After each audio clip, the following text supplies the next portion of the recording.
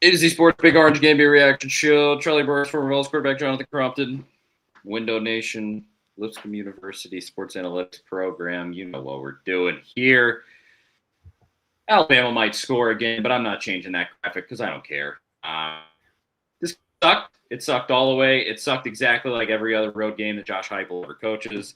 Big road game. I'll say he beats Kentucky. He beats Kentucky on the road. Sometimes he beats Vandy on the road. That's about it. We've seen this story before. It was terrible. They played terrible. They play sloppy. They look like they've never touched a football. When they have to go on the road, they pee down the leg. Here we are. What's up, Crump? Can you tell that I'm not having a great time? I'm. If you want to know my honest opinion, I'm done with the bullshit though. Like I'll just say it. Like I'm tired of the narrative of it's always Josh Heupel. It's always this. He didn't drop the ball in 3rd and 14. He didn't give up a 99. No, he didn't give up a 99. I'm tired of it always being the narrative of it's always coaching. It's always coaching. He can't coach on the road. He didn't drop the 3rd and 14. He didn't. Did he drop the 3rd and 14? No. Did he get? Did 42 run through his face? No. Did he go in and not tackle? No. Did he hold on the PI? No. And everybody can sit here and say, "Oh, well, that you coach that." No, the hell you don't. You don't coach to hold on at corner. You don't. You don't coach to face guard on a deep ball. You coach to stay in position. Like, just call it like it is. So it's always the narrative of it's always Heupel. It's always this. We always got to find somebody to blame instead of saying, you know what, maybe we should just man up and make the play when it counts. It's pretty simple. 3rd and 14, you run it's called a bite route. You run a corner stop. It's called a bite route. And the ball's thrown on your inside shoulder. And we're driving to go down by 3, and you drop it. Coaching. I'm 100 coaching with it. Bad play call. Shouldn't have called it. Coaching. Should have done it. But here's like that. I'm tired of it always being that narrative. I'm not taking all the blame away from him. I've been very critical of his uses or lack thereof usages of timeouts late in the half. I'm 100%. I will tell you when I truly think it's coaching. You got to stop saying it's always, well, it's just we're playing on the road. Heupel's going to suck. No, he didn't drop the ball. He did not physically drop the ball in his hands. But why? Fine. But why do they always suck on the road? It's like we don't always suck on the road. You always make it bigger than it needs to be because it's Alabama, because it's Florida. There's always the excuse on that end. Well, here if we don't play well, we can say it's because of this. No, like that's why. If you want my honest opinion, that's the reason why it is so hard for our program to be back where we wanted to be, because it's always an excuse by the fans. Not 97%. I'll say it that way. Not 97%, because you're never satisfied. No.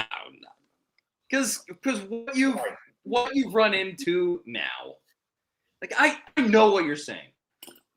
There's validity to the fact that you got to hold the player's feet to the fire 100%. At a certain point, you got to go.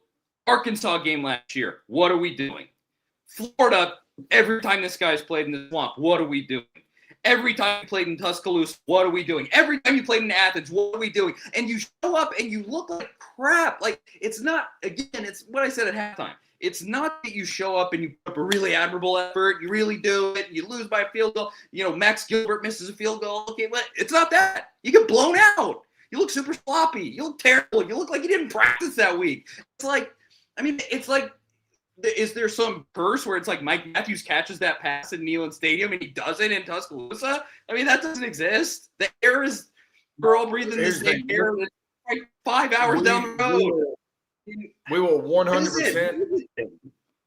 We'll 100% agree to disagree on all of this, because I'm gonna call it like it is. What is it? I'm gonna call it. I'm gonna be as honest as I can be about it, because you don't know what the hell you're talking about right now. That's as nice as I'm gonna say it, and I'm gonna leave it at that.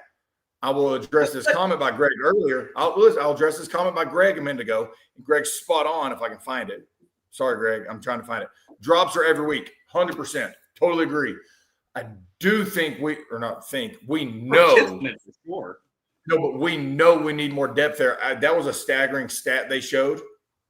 Staggering to me that outside of our top 3 receivers, the most snaps, the most plays played this year by the next receiver is only 74. We got to get depth there. Like, that's just what it is. Because, I agree with what they were saying. We don't run 5-yard hitches, 10-yard outs on the average play for us. We are a vertical passing attack. We've got to get better depth there to give them a breather.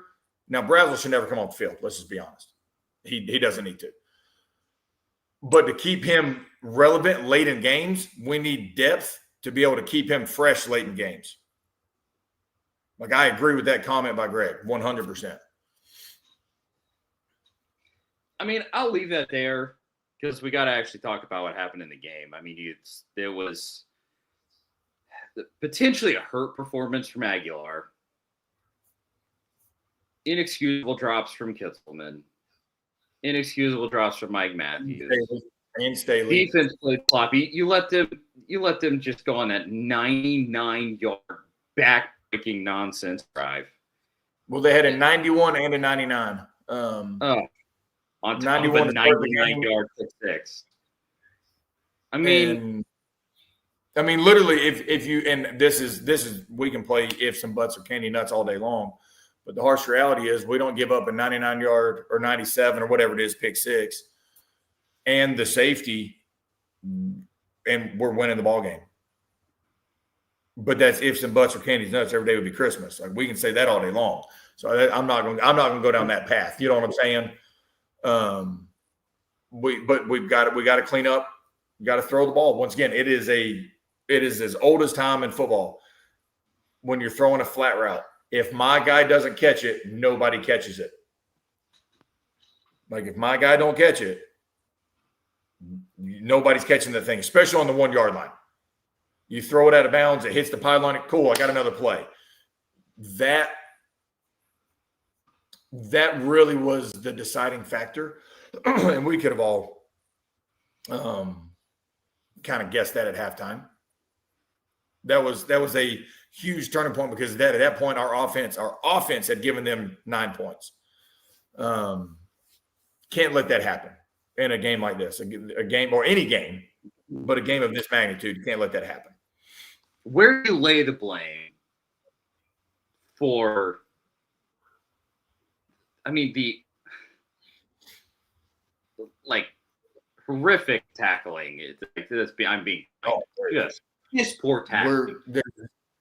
There's zero, but I'm with you here. But here's what I want you to realize before you say anything about coaching and anybody. Nobody teaches not wrapping up and tackling. That is a 100% conscious decision that you want to be on ESPN. Because guess what we do? Watch this. What do we do on these shows? Or I don't, but oh my God, look at that hit. That's an ESPN top 10 play. I have to talk about it with my kids all the time. You better wrap up fundamental football, but then what do they do on game night? They want to go for the big hit. It's not coaching. That's selfishness. That's what that is. That is selfishness because what do? Then they got a 245-pound tailback they put in the game, Hill or whatever his name is. He is going to pinball off of a non-wrapped up tackle. I mean, that tackle. Who played a lot of the 99-yard drive? 245-pound tailback. Got to wrap up. Up. Redmond's tackle attempt on the touchdown of the 99-yard drive. I mean, that's the entire thing in a nutshell. Where he was going for the football. He didn't even use his arms. He didn't even put his arms out. He just goes, "What are you doing? Well, where's your head?" Let's just say it this way. Once again, you know what? This is coaching. 4th and 2. Simpson scrambles and just outruns Carter to the sideline. Coaching. I get it. Coaching. 100%. Coaching. You see where I'm going with that? That's why you got to stop. You got to stop using that excuse. We've got to get better. You got to get better. There is a 100%. I'm not taking that away at all. But because the funny part is this score of 30 finally ended of 37-20 is not indicative of how close this game really was. If that makes sense. No, it's not. Well, that's what pisses me off the most. Because you look at it, that 14-point swing at the end of the half was so huge. It was so huge. The way you started that second half, 3 and out, you get them in a fumble. Phenomenal. You pee down your leg after you get the fumble. It couldn't have started better for you in that second half, and yet you were buried in a 16-point hole or whatever it was when it shouldn't have been that way. And then you didn't do anything after you got that fumble, and it was just like choke. Like you couldn't put one foot in front of the other. And that game was just so frustrating in 2,000 different ways. That was just the drop comments keep coming up, or the wide receiver drop comments keep coming up, and they said the stat: we are 134 out of 135 in drops by our receiving corps. And you don't put that at all on Kelsey Pope. You don't look at Kelsey Pope and go like, "What are we practicing?" Like, at all? Hold on. I'm going to say this in the nicest way I can say it. Are you shitting me right now, Charlie? Dude, I'm about to just get off the show if we're going to go down that road. If we're going to go down that road, I'm just going to exit out. I mean, you play at University of Tennessee. It's consistent over multiple players in multiple situations. It's not like one big drop in one big moment. It's like all season long. It's just like with the tackling. I just cannot. I get. So we're really gonna go down the road and actually try to question what they're doing in individual periods. I mean, is the machine broken? What's going on? Hey, that's what you want to do? You really want to go down that road? That is just petty. We've been doing the show for 5 or 6 years, whatever. That's the pettiest thing I think I've ever heard you say. Like I said, we got to catch the ball. I'm not taking it away. We got to catch the ball. But the harsh reality is, you what? I said I'll leave it, but you don't give any credence to that at all. It could be like something. I'm being 100% serious. And I am too. It almost feels like you just genuinely want a whole new coaching staff, so you're trying to find a way to blame somebody so we can start the trend to fire somebody. Well, that's what it feels like. Well, then even I'll put it this way. Then, if you want to get absolutely, am I remotely correct that you want to find a new coach somewhere? Yeah. Oh, I've been out on Tim Banks for freaking forever. Like, I was out on Tim Banks in 2022. And if you want to get completely fundamental with it, they recruited the guys, find better guys. If you don't want to actually bang them on game day preparation, go and get elite guys. Go and get guys. And how many times have I said we got to get depth at every position? I've said that for 5 years now.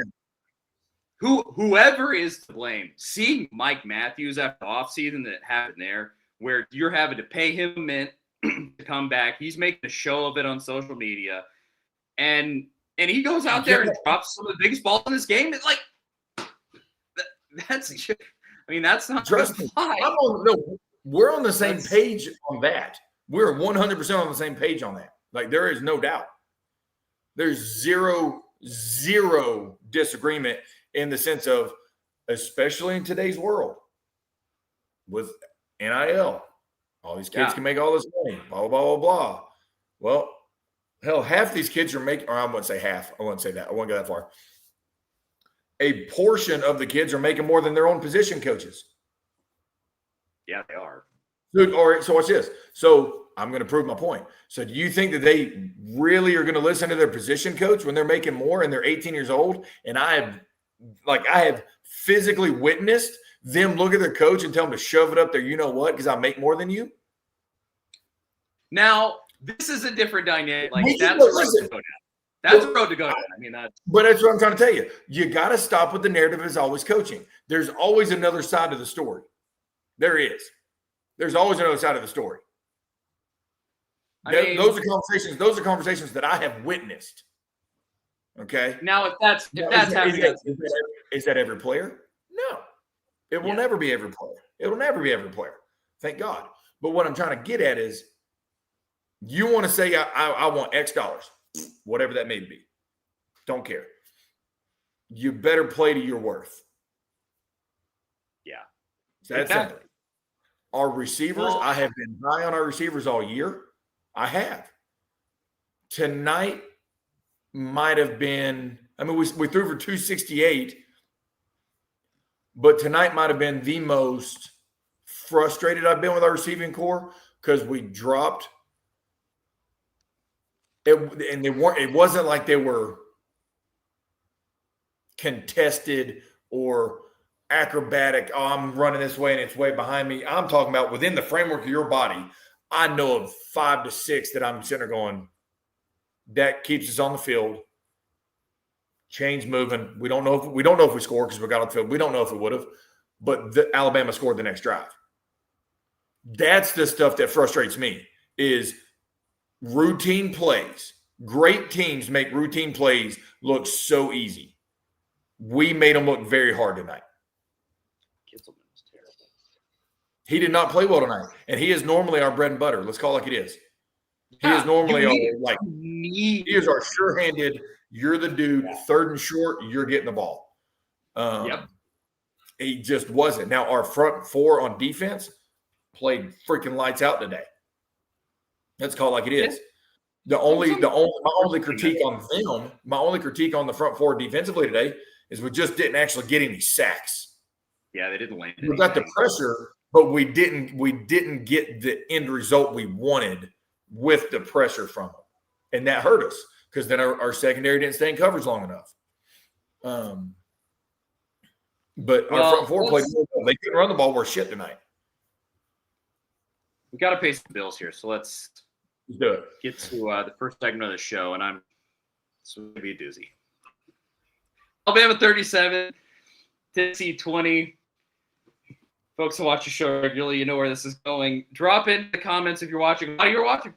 I see over 700 people watching currently.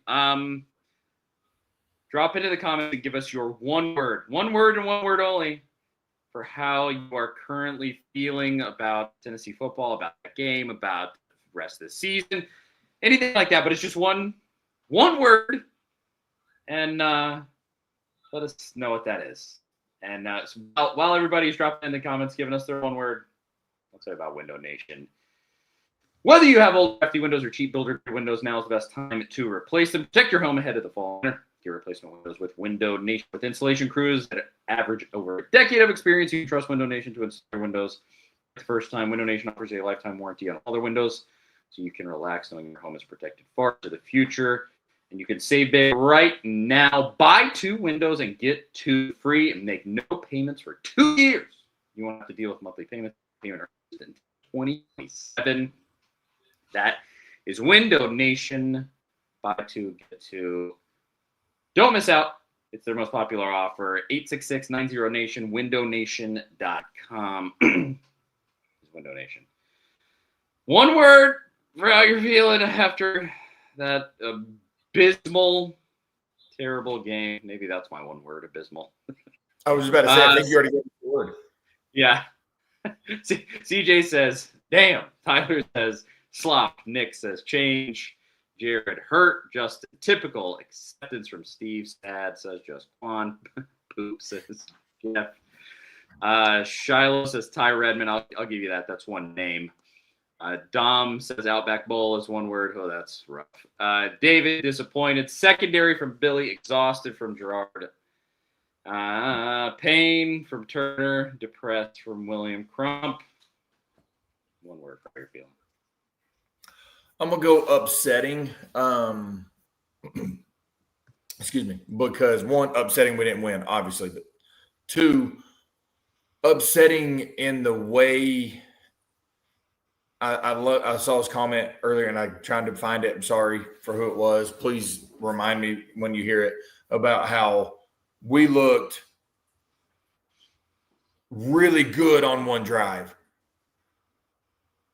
and then what the crap on the next. Yeah. Like that's upsetting to me. Like truly upsetting to me. Because I had higher expectations for tonight, if that makes sense. Like I did. I thought it would have been close. Well, are we still able to go 10-2? Yes. But that was not what I wanted. And then I saw another comment that said lack of creativity. Totally agree. I've been saying that for years. It's called like it is. We are predictable. We know that. It's what we're going to get. But like, it's just effective. It's upsetting for me going on the goal line. Why? We're a spread team. Let's spread it out. Whether there's a tailback in the backfield or not, does not matter for what I'm saying. Give a QB draw option with a man concept side and a zone concept side, and you read the box. Advantageous numbers, no tailback, 5. Tailback, you can have 6. If they're overloaded, you pick your man or your zone side, and quarterback has a 3-way go. It's very hard for the defense to be correct in those situations. It's not hard to do. Like that's where my brain goes is like, it's a very simple deal. You don't have to. The reason why I say QB draws because you can get an extra blocker with the tailback. That's the stuff that's upsetting to me is because we have such good talent to be able to do things to not make it as hard as we're making it is what I guess is what I'm trying to say. It's almost like we're making things way too complicated than they need to be. I'm going to go in a similar direction, but again, one word for how you're feeling, brought to you by the good folks of Window Nation. Randy says beer. Ian says cynical. Adam dropped. Corey, same. And youth, Stephen, BBS. Well, don't I know it? Especially if Tony Vitello leaves. Just throw me off a cliff. Alan, self-inflicted. Ben says, again, Groot. Termination. I'll go waste. Kind of in a similar vein to you, Crump. Deshaun Bishop, 14 carries for 123 yards. He played well tonight. Muster 20 points. I mean, it's the best game of his career. He's playing out of his mind. that big run that he had with 2 different cutbacks that were both phenomenal. It's just a shame. Like I said, it's just a waste. You wasted the best performance of that kid's career. You didn't capitalize at the goal line. This should be a complete indictment of the goal line plays and everything that they're doing there. The 2-point conversion, terrible. The right before the half, terrible. Clock management, terrible. There's a lot to hit on there. But that just sucks. Kind of goes into our next segment with the sports analytics, but it just is a real shame. I mean, I think the play that puts everything in perspective for me tonight, though, about just how lack of, once again, I'm going to use this phrase or this word lightly because it's the only word that really comes to your mind or my mind when you're thinking about certain things when it comes to sports. When you refuse to do what is asked of you, whether it is simple as wrapping up and tackling, right? To me, that is selfish. I use that word lightly, but selfish. When they did a very blatant throw the ball to Bernard, he's going to throw it back to Simpson, and we covered it well, and they should have had a 13-yard loss and turned it into a 15-yard gain, selfish. He broke 4 tackles on that play. Selfish. It was so we didn't wrap up a single one of them. Selfish. That's what I'm getting. Like I'm going to continue to die on this hill. That's not coaching. We covered the double pass beautifully. Yeah, you got to tackle. You had 4 guys there that he broke through tackles. That's not coaching. That's selfishness to not make the play. That was so bad. So but does that make sense? Do you see where I'm coming from when I say it? Don't get me wrong. There are always going to be things that are on coaches. I agree with that. But this is not on coaches. We didn't tackle. Our O-line played like boo-boo in the first half. Played better in the second. Played a lot better in the second, actually. Receivers not doing what they well, I guess I take it back. They have done what they typically done all year. It's just been kind of hidden. I guess I don't know how we overlooked all year how many drops they've had until I heard that stat tonight. And it just, I don't know. It's just frustrating. No, I promise I'm not a homer for the coaches. I've been critical of them when I think it is due. Clock management. I think I've said it since Heupel's been here. I think our short yardage goal line is atrocious. I do not like our short yardage goal line segments. I don't at all. But there's also times when it's not on them, and you can't not wrap up and expect to make a tackle consistently. And tonight it's almost like we're like, oh, we're on national TV, ESPN, or what, ABC, whatever it was, night game. We're going to do this thing tonight. Let's get top 10 plays. That's not how you win a ball game. That's selfish. And I can tell you this, no coach through the history of time has ever went to a meeting room and said, don't wrap up. No coach has ever said, let's not wrap up. Let's big hit. Let's go to individual drill. Let's work on big play hits. No, that's selfishness. So I guess I should probably change my word to selfish. It works. It's depressing nonetheless, no matter how you slice it.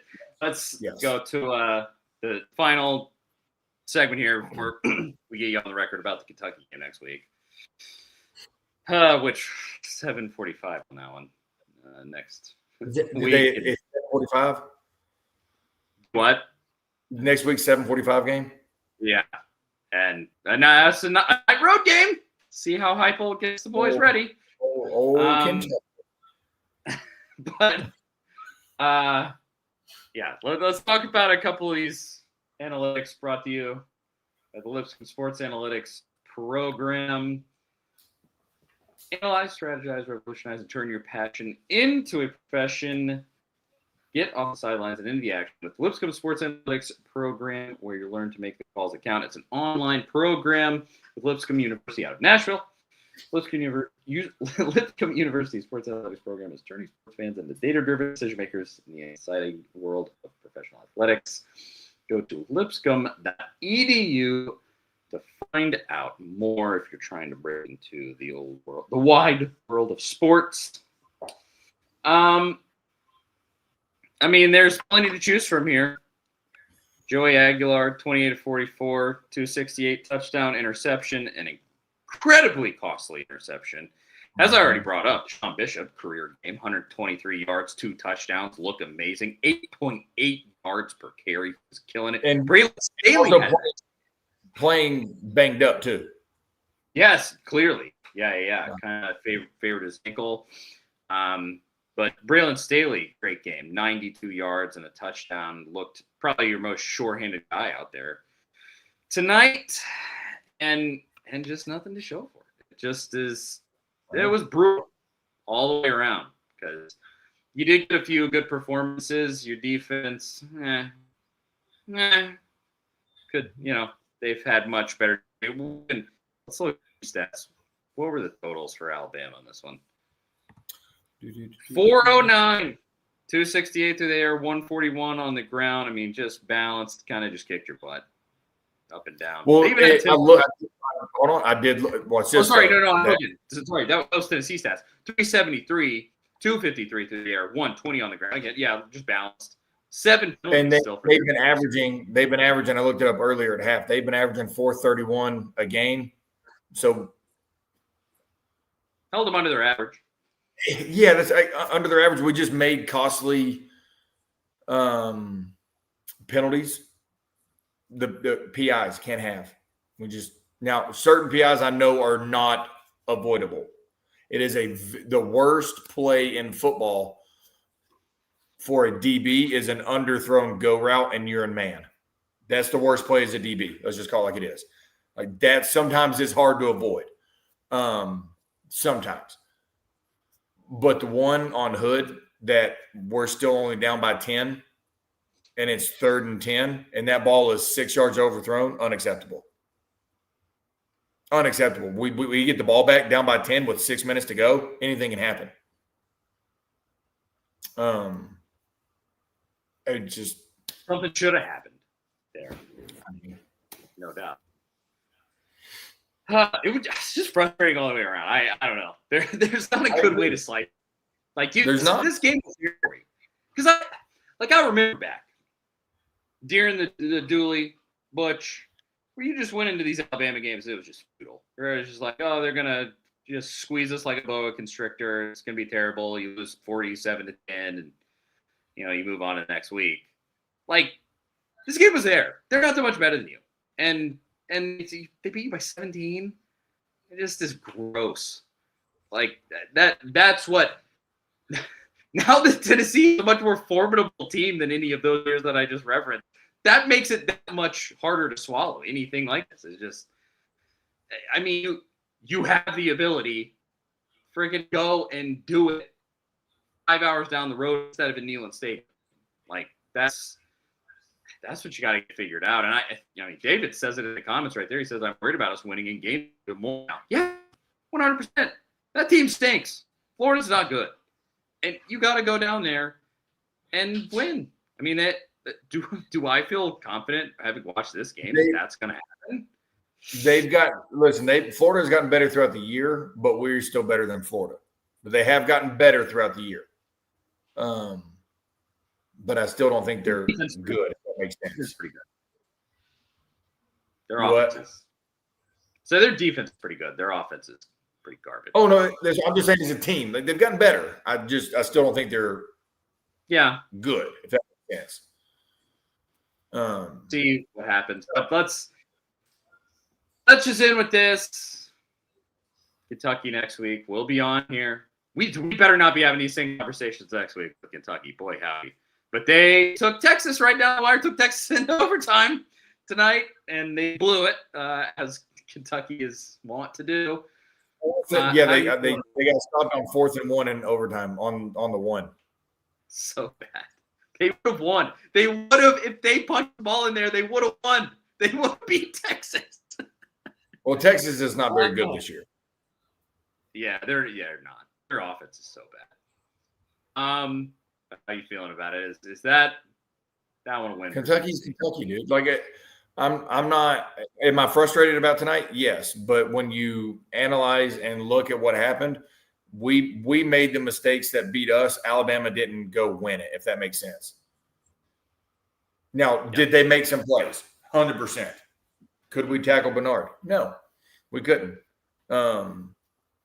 But in the big moment, we made the mistake, the pick six, back-breaking. Came back right after that, and essentially right after, and scored and got right back in it. I love the call to go for two, because you go for two. If you get it, it's a one-score game. Still only down by 10. It's not down 18 points at that point, right? It's not down 20. We're down a touchdown to field goal at that point. So I love how we battled back. We cannot let teams go 91 and 99 yards in the same game. Hell, you don't ever want that to happen, much less in the same game. And that's just – but that's due to lack of tackling. It is. And also, I know why we played a little softer coverage, because Ryan Williams is better than any DB we got. Let's just be honest. He is. He's better than any DB we got, or at least on the field, because McCoy's not healthy right now. So we had to play softer zone or softer coverage on him, so to speak, even when we played man, because you can't let him beat you off the ball. It really sucks when you go, they're on the 1 yard line and they got the balls to throw him a 5-yard hitch because they know he's going to break a tackle and get 16 yards. So like that's the part that you go, but that's because he's a dude, and it sucks. If we have McCoy, they don't do that. You know what I'm saying? They can't. So I'm saying all that to say, Kentucky's Kentucky. We'll go out there and do what we do. Get a win. Have a normal show. Everything be fine. But somebody asked about why they went away from Brazel. I have no earthly idea. His last catch was like 3:30 in the first quarter, and then it wasn't again until the fourth or something. I'm like, he's the biggest game changer we got at the moment. I don't know. I was as confused by that as anybody. I don't. I was confused why, and I love that he played well, but I was confused why we didn't see Star until late in the first half, like at all. Yeah. I'm talking about just not even in the game. I was confused by that. First. Yeah. But like that. Those are some things that I'll never have an answer for. But as long as we just stay the course and we get some guys back from injury, I mean, I don't know if McCoy's even going to try to come back this year. Now he's going to be a first round draft pick. He'll be a first round draft pick even without playing this year. So I don't even know, guys. I don't know how much longer he's predicted to be out. I don't know if he's going to play. Yeah, it's getting close to that time where you call it. Where he may just say, I'm going to go ahead and get ready for the draft. He's going to be a first round draft pick regardless. Yeah. Which hurts us if he doesn't come back, because we need that depth at that position desperately. I mean, honestly, we really do. But and then my biggest concern moving forward is it's a concern, but I'm also not overly worried though, because all they do is put a heat pack on it, is how sore Joey will be and how we quote unquote protect him during the week of practice. Yes. He looked like he was in pain out there. Oh, no, he 100% he was. But like I said at halftime, man, if you put the helmet on to go, then there's no excuse. You got to go. I love his grit. I love his competitiveness. I love his willingness to say, screw it, I'm going to play. But if you're out there, you still got to make the throws. You know what I'm saying? I mean, it's just and I'm going to be this guy. I am, because I see this person with the logo. Now I can't help it. Everybody wanted to hate on me last year when I said, who in this chat room would take Diego Pavia over Nico? And everybody's like, oh, no, you're stupid. You're stupid. You're stupid. Am I stupid now? No, I'm not. If he can stay healthy, if Pavia can actually protect his body. Well, no, I just think Pavia is a gamer. I don't think he's a quarterback. But I was just proving the point about, long story short, I do know what I'm talking about. Also, suddenly Nico having a resurgence led a game-winning drive today. Against, I thought that he wasn't coming back in. He came back. Do what? I saw a thing that he got hurt. Oh, maybe I just said one. I think it was a walk-off field goal. I know, but I saw a thing on whatever college football Instagram page that said he was expected to miss the rest of the game with an injury in the first quarter or something. I don't know. Oh, so it wasn't. So somebody else that led the. Honestly, I have no idea. Nah. I'm not a big West quarterback that played. He was the only quarterback that played for, at least according to the box score. I got you. I'm not a big West Coast football guy, so I don't know. I mean, yeah. Playing Maryland, of course. That great, regional matchup, Maryland versus UCLA. Yeah, exactly. For real. They just need to have a nice middle ground, neutral site stadium for the Big Ten for every week. Yeah. Just play them all in Omaha. All right. And, well, I know this isn't football, but is it really true? Is he leaving? That's what I keep hearing. If he is, I may not show up to that show next week if Tony Vitello leaves. Dude, that's going to suck if he leaves. I mean, they'll try to, if that happens, they're going to be like, well, Josh Elander, the assistant coach, they'll probably promote him and try to sell it. But, he's the best dude in the sport. You would lose the best dude in the sport. Period. There's no consolation prize. There's no nothing. It's absolutely devastating. It 100% is. Yeah. I think if you're asking me, he's gone. I think he's leaving. Well, when you start hearing the reports that, it's all but final, right? Yeah. That's the part that sucks, is because that money talks. It doesn't matter how much you love a university or love your job, money talks. And that's the bad part about it is like college baseball cannot pay what Major League Baseball can pay. Let's just be real. College football can pay what NFL can pay, but college baseball cannot pay what MLB can pay. And this, I hope it doesn't set our program back legitimately 8 years, because no matter, unless we go out there and break the bank and try to go steal whoever, well, at that point, we might as well just match their offer. You know what I mean? Like, it's going to suck. It's just going to suck if he does go. It'd be a heck of a day if that. I guess I was glad that the official news didn't come out today if he is going to leave. At least let us. There's still 9 minutes left. Yeah.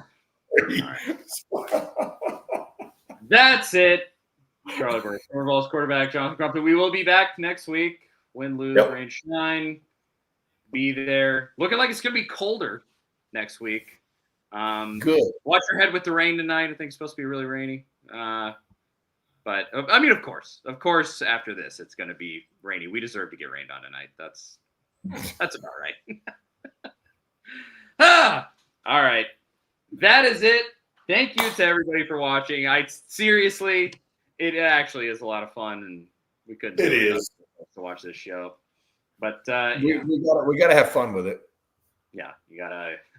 Right now, we gotta laugh so we don't cry. All right. Always gonna play devil's advocate. Everybody has learned that. I'm always gonna play devil's advocate. It's gonna happen. Just what we're gonna do. Hopefully you don't have to. Hopefully next week can be a respite from that. And we will see everybody then. Thanks again for watching. We will talk to you next week. See ya.